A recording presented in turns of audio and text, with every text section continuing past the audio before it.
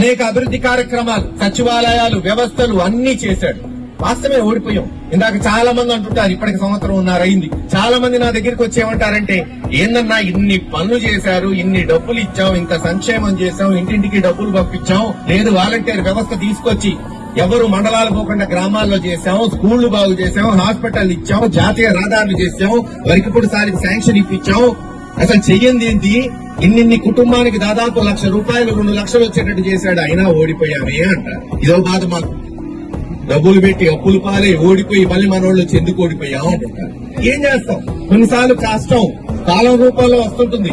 మహాభారతంలో సన్నివేశం ఉంది, యుద్ధం అయిపోయింది, పాండవులు గెలుస్తారు. భీష్మాచార్యుడి దగ్గరికి బొమ్మంటాడు శ్రీకృష్ణుడు. పోయి భీష్మాచార్యుడి దగ్గర అంపసాయం మీద ఉన్నాడు, నీతి నేర్చుకో ధర్మరాజు, అటువంటి మహానుభావుడు పోతే చెప్పేవాడు లేడయా నీతి అంటాడు. ధర్మరాజు పోతాడు.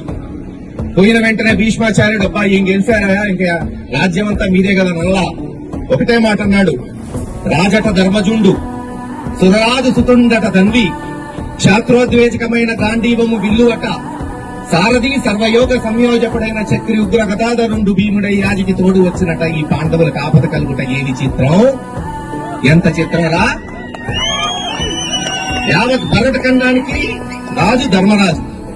ఏముందిలే ధర్మరాజు పాపం ధర్మరేగినవాడు, యుద్ధంలో కొట్టేద్దామంటే పక్కన ఎవడుంటాడు, గాంధీవము ధరించిన అర్జునుడు.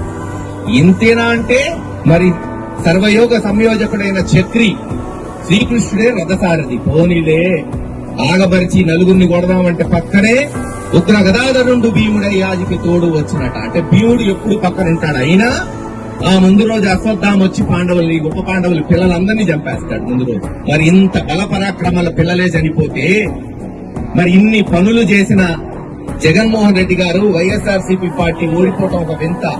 కష్టం కాలం రూపంలో వస్తుంటుంది, కష్టం కాలం ఎదురతిక్రమ అన్నారు.